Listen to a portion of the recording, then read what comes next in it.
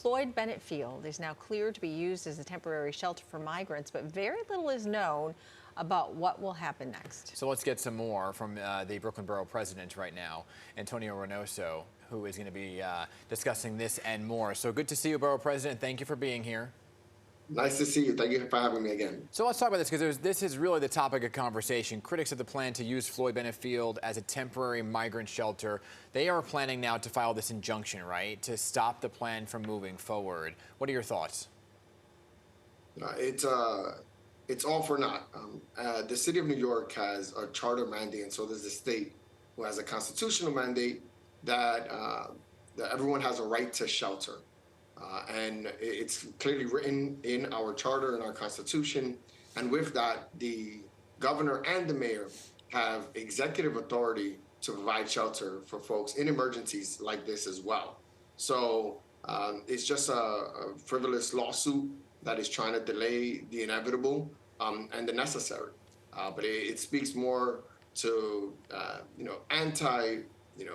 xenophobic or anti-migrant sentiment than it does for actually trying to fix a problem or trying to help find a solution. Have there been any preps at that site yet?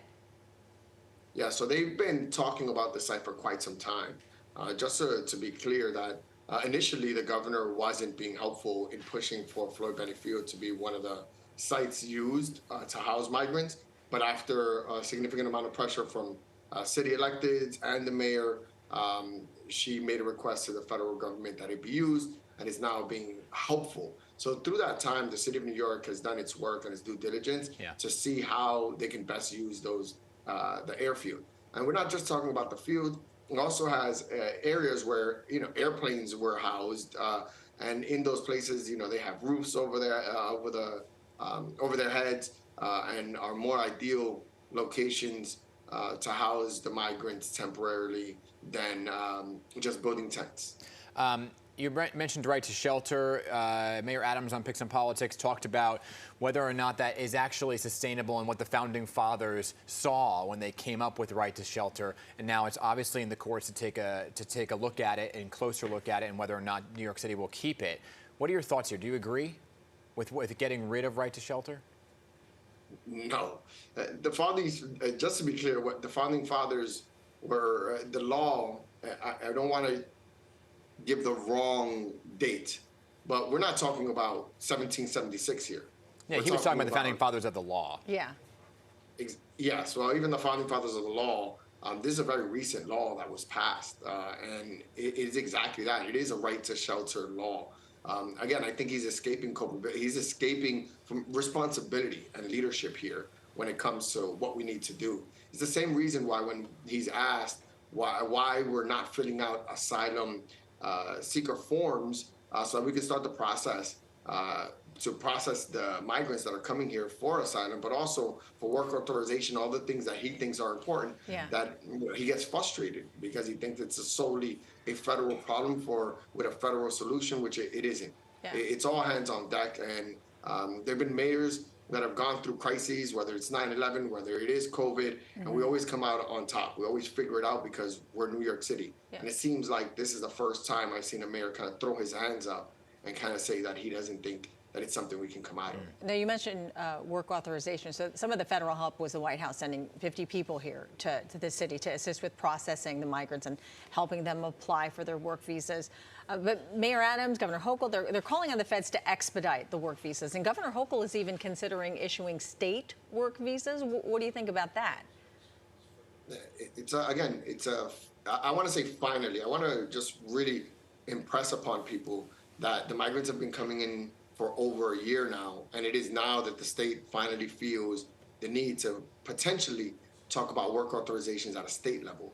This should have happened a long time ago. It would have solved a lot of our problems. Think about all the issues that we're having and how, whether you're the anti-immigrant sentiment or the progressive support for the migrants, it's all solved through work, giving people opportunity. And they have the authority to do that through executive order, and have yet to do it because they're relying solely on the federal government to get them out of this hole, which is not happening with this Republican Congress. It seems like the President Biden doesn't have the wherewithal to want to solve for this problem. We're going to have to figure it out locally.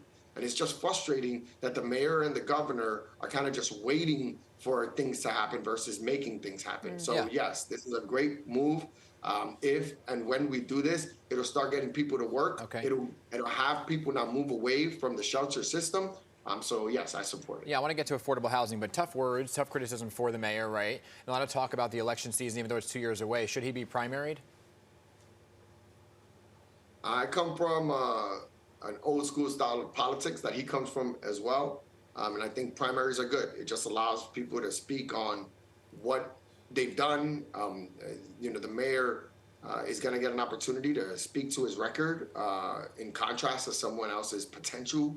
And I think it's valuable for the city of New York. So whether it's the mayor, whether it's me, primaries are valuable. I would just say that's a political science 101 thing that I got from college. Okay. Everyone should always be primary. Ask you about your continued fight for affordable housing in Brooklyn, because there's a group of tenants in Carroll Gardens, right, that are fighting to keep rent-controlled apartments. Our Monica Morales spoke to some of them as well. How do you keep them in their homes? It's going to be difficult. This is a tough one. And it speaks to, I think a lot of folks see progressives or they see lefties and they just think the worst of them. But when we talk about permanent affordable housing, this is what we're talking about. This is not in perpetuity. The rent control and rent stabilization of these apartments is something that was done with a sunset to it. And in that gives the authority to the landlord to do as he wishes and evict families that have been in these homes for their entire lives. And when we talk about affordable housing and affordable housing in perpetuity, especially if they're receiving city subsidies, this is what we fear. But look, we have the best housing lawyers in the city of New York. And when we talk about intent of the law, I think what we can do here is find a solution, but we're going to need state intervention in a significant way because the laws or housing laws are mostly tracked at the state level. So the governor might need to intervene here.